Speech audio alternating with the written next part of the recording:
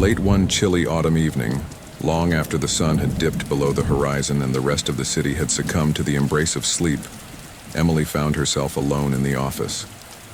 The place was eerily quiet. The usual hustle and bustle of the workday had faded into the shadows that now draped the room. Her colleagues had all gone home hours ago, leaving her to finish a crucial project that had consumed her every waking hour for the past week.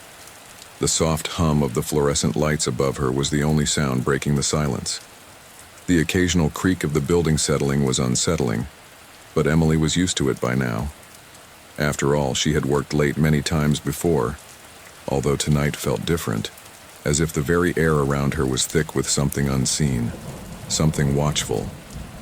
As she typed away on her keyboard, her eyes growing heavy from the strain of the day, she heard a faint noise. It was soft at first, almost like the rustling of papers, but it quickly grew louder, more insistent. Emily froze, her fingers hovering above the keyboard, listening intently. The noise seemed to be coming from the far corner of the room, near the old, seldom-used printer. She shook her head, trying to shake off the unease that was creeping up her spine. But the noise didn't stop. It became a steady whir, followed by the unmistakable sound of a printer spitting out pages. Emily's heart skipped a beat. No one else was in the office. No one else could be printing anything at this hour. She glanced at the clock on her computer. 11:47 p.m. Who could possibly be sending something to print this late? Curiosity battled with fear as she slowly pushed her chair back and stood up. The floor beneath her feet felt colder than usual as she cautiously approached the printer, each step echoing in the silent room. The printer continued its work, the sound of paper being fed through its rollers filling the space around her. When she reached it, she hesitated for a moment, her hand hovering over the tray where the freshly printed pages were stacking up. Finally, she pulled the sheets from the printer, holding them up to the dim light. Her breath caught in her throat. The pages were covered in strange symbols, jagged lines, and shapes that seemed to twist and writhe on the paper as she stared at them. They were unlike anything she had ever seen before. Ancient, perhaps, or from a language long forgotten. A chill ran down her spine, her hands trembling slightly as she flipped through the pages. Each one was filled with the same disturbing symbols repeated over and over, as if someone, or something, was desperately trying to communicate. Emily's first instinct was to dismiss it as a technical glitch, a prank even, but deep down she knew something was terribly wrong. She quickly placed the pages back on the printer and turned to return to her desk.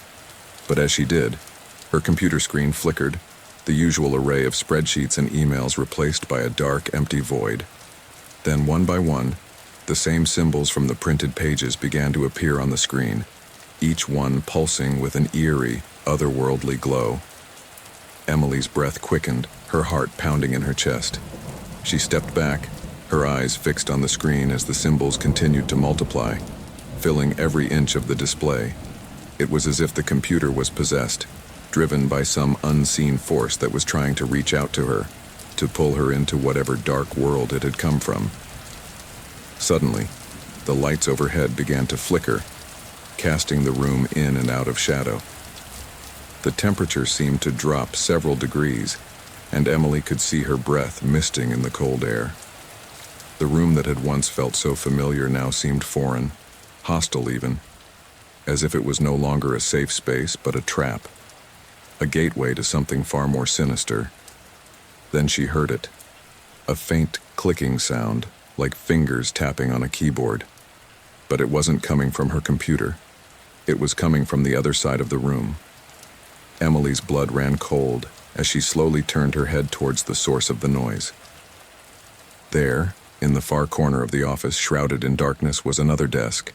The computer at that desk was on, its screen glowing softly. And there, seated in front of it, was a figure. It was hunched over the keyboard, its hands moving rapidly, typing away at something only it could see. Emily's mouth went dry. She knew every person in the office, every desk, every corner. She had worked here for years. That desk had been empty for as long as she could remember. No one had ever used it, and yet here was this figure silently working away as if it had always been there. She wanted to scream, to run, but her legs felt rooted to the spot. The figure was dressed in old, tattered clothes, its hair matted and unkempt. Its movements were jerky, almost mechanical, as it typed faster and faster. Emily could see the symbols from before appearing on its screen, the same ones that had printed out, the same ones on her own computer. Suddenly, the figure stopped typing. It slowly turned its head towards her, and for the first time, Emily saw its face. Her blood turned to ice. The face was gaunt, hollow, with eyes that seemed to stare right through her, empty and lifeless. Yet there was something behind those eyes, a malevolent presence that sent waves of terror crashing over her. The figure opened its mouth as if to speak, but no sound came out. Instead, the lights in the office flickered violently, plunging the room into darkness for a few terrifying seconds. When the lights came back on, the figure was gone, the desk empty once more, as if it had never been there at all. Emily didn't wait another second. She grabbed her things and bolted from the office, her footsteps echoing through the empty halls as she fled. She didn't stop until she was outside, the cool night air hitting her like a wave of relief. She glanced back at the building, half expecting to see the figure standing in one of the windows, watching her. But the windows were dark, empty, just like they should be. The next day she arrived at work, still shaken by the events of the previous night. She considered telling someone, but who would believe her? They'd think she was crazy, or worse, that she had fallen asleep and dreamed the whole thing. So, she said nothing, going about her day as if everything was normal. But the unease never left her. Every time she walked by that empty desk, she couldn't help but glance over, expecting to see that ghostly figure hunched over the keyboard, typing away at those mysterious symbols. And sometimes, late at night when she was alone in the office, she could swear she heard the faint sound of typing coming from that corner, the soft click-clack of keys echoing in the silence. Weeks later, Emily finally confided in one of her co-workers, an older woman who had been with the company for decades. She listened quietly as Emily recounted her experience, her expression growing more serious with each passing detail. When Emily finished, the woman nodded slowly and leaned in closer, her voice barely above a whisper. She told Emily that many years ago, long before she had joined the company, there had been a terrible accident. A young man, a programmer, had been working late one night just like Emily, when something had gone horribly wrong. No one knew exactly what happened, but the man had been found dead at his desk the next morning, his hand still resting on the keyboard, his computer filled with strange, unintelligible code. Since then, others had reported strange occurrences, flickering lights, odd noises, and even sightings of a shadowy figure working late at night. Most dismissed it as urban legend, just a ghost story to spook the new employees. But after what Emily had experienced, she knew the truth. The man's spirit was still there, trapped in the office, endlessly typing away at the code that had consumed him in life. Emily never stayed late at the office again. She made sure to leave before the sun set, before the shadows began to creep across the floor, and before the ghostly figure could make its presence known. And every time she passed by that old printer, she could feel the hairs on the back of her neck stand on end, as if she was being watched, as if the ghost of the programmer was waiting for her to return, to join him in his endless, silent vigil.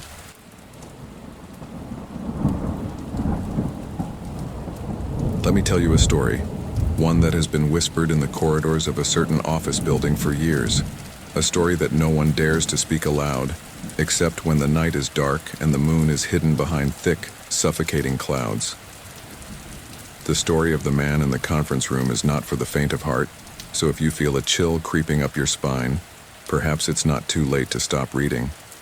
But if you choose to continue, I cannot guarantee that you will sleep peacefully tonight.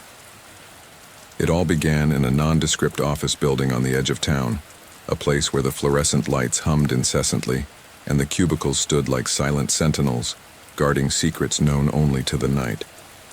The employees who worked there were ordinary people, or so they believed. They filed in every morning with their coffee cups and weary smiles, and they left each evening with the burden of unfinished work on their shoulders. But there were some who stayed later than others, and it was these night owls who first encountered the man in the conference room.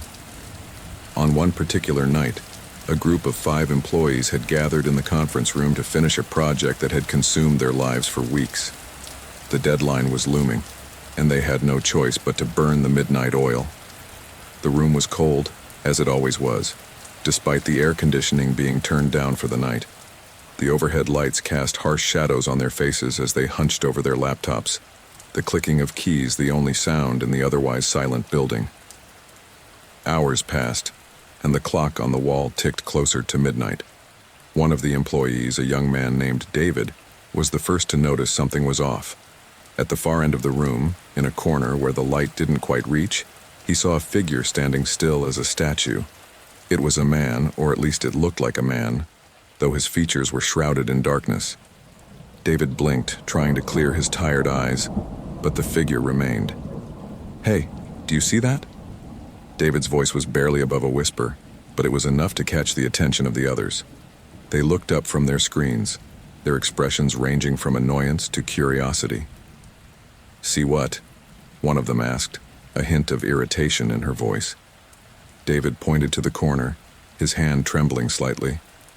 "Over there in the corner, there's someone standing there."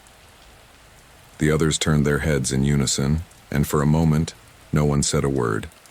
Then, one of the women laughed nervously.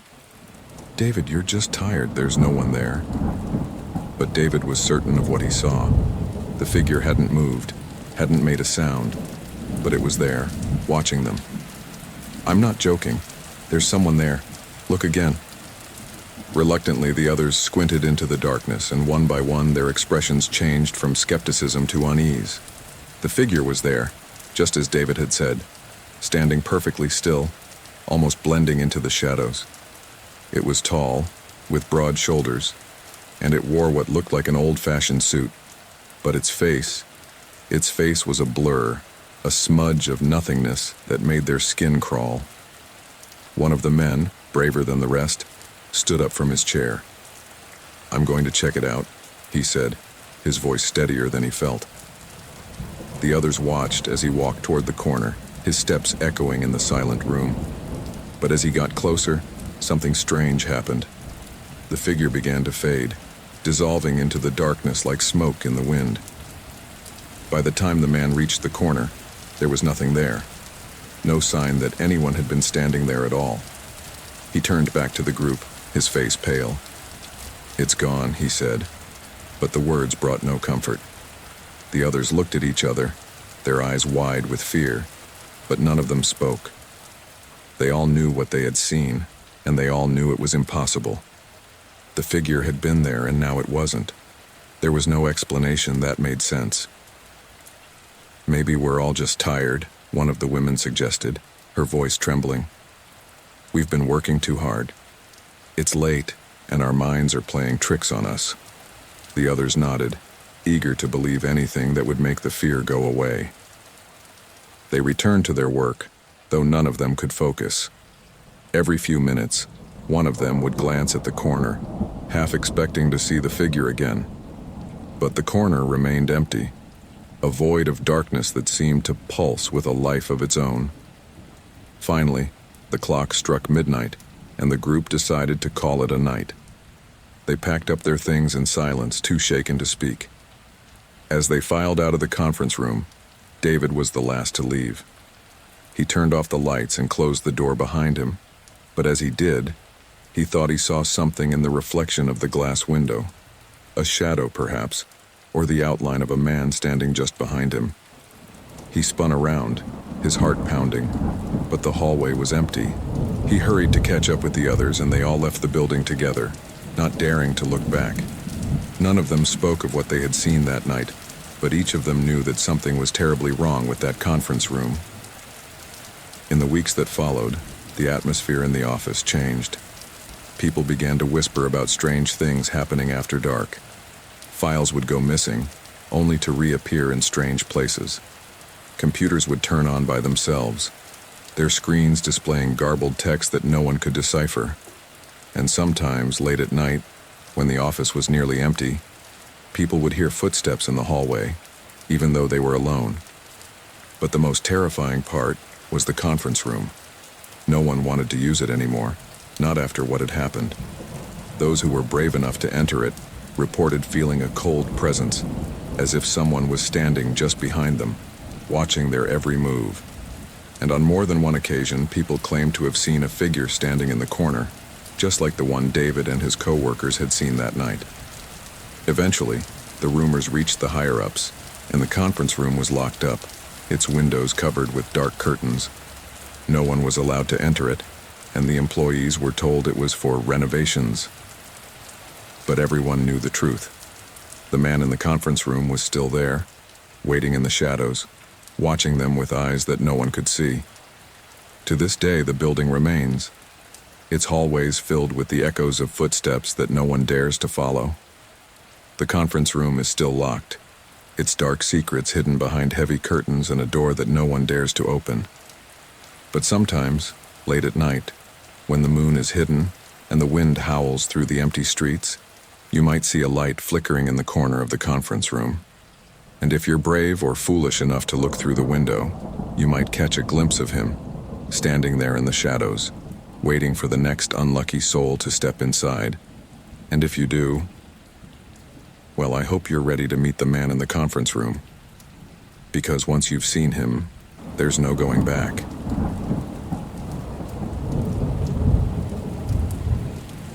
Let me tell you a story, one that has haunted the hallways and whispered through the vents of a certain office building for years. It's not the kind of story you hear in the daylight, when the sun is shining and everything feels safe. No, this is a story for the night, when the shadows grow long and the silence is heavy, pressing down on you like the weight of 100 secrets. If you're brave enough to listen, come closer.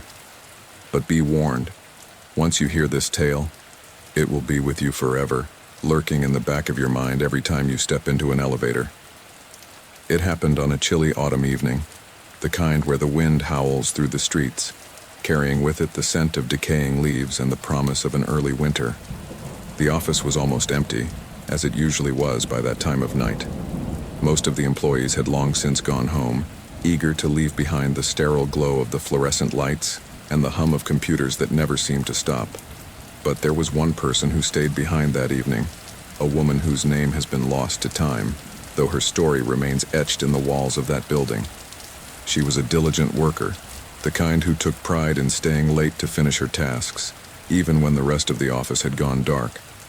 She enjoyed the quiet, the solitude of those late hours when the bustling energy of the day had faded away. It was peaceful, or so she thought. As the clock ticked closer to midnight, she finally decided to call it a night. Gathering her things, she made her way to the elevators, her footsteps echoing eerily through the empty corridors. The elevator doors slid open with a soft chime and she stepped inside, pressing the button for the ground floor. The doors closed with a gentle thud, sealing her inside the small metal box.